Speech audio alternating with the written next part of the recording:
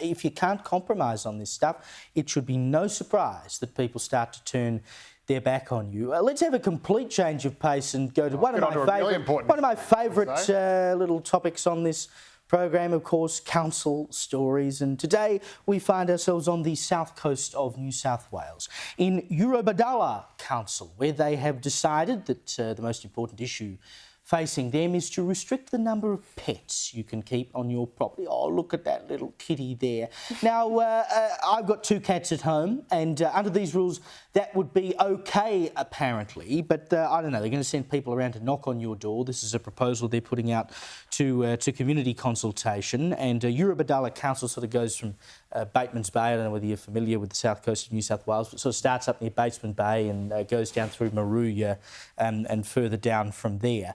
But part of their policy is that you will, if you have a property in an urban area in part of the council, only be able to keep 2 adult dogs, 4 cats, 1 rabbit and, bizarrely, 2 ferrets. I don't know how many people are keeping ferrets in the Eurobodalla Council. Any more than 2's a party. But I tell you what, if you've got 3 ferrets, you might be in a bit of trouble. And then they'll have other rules if you've got a rural property about your horses, and you'll be able to have 4 dogs if you happen to have a rural property. So aren't you lucky?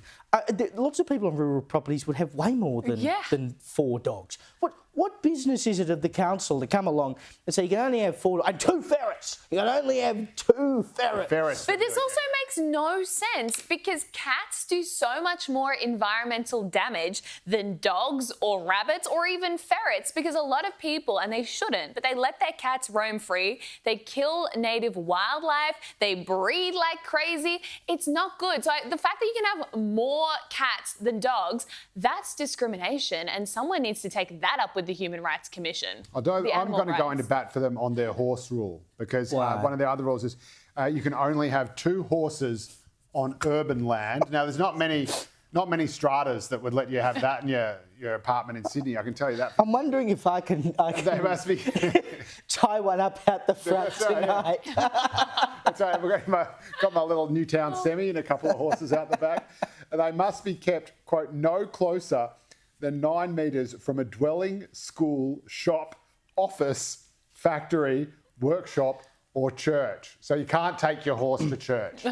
I actually think that's quite reasonable. But isn't that, surely it's a more environmentally friendly way of getting to church than getting in the car? They just park it 9 metres away and they should be encouraging the use. The good news, though, is that if you are into birds, it will be at the discretion of the inspector. So, I don't know, I suppose you can come along and say you only need to have half a bird. I don't know. I dare say it'd be at the discretion of the 4 cats. Well, that's right. But also only 1 rabbit.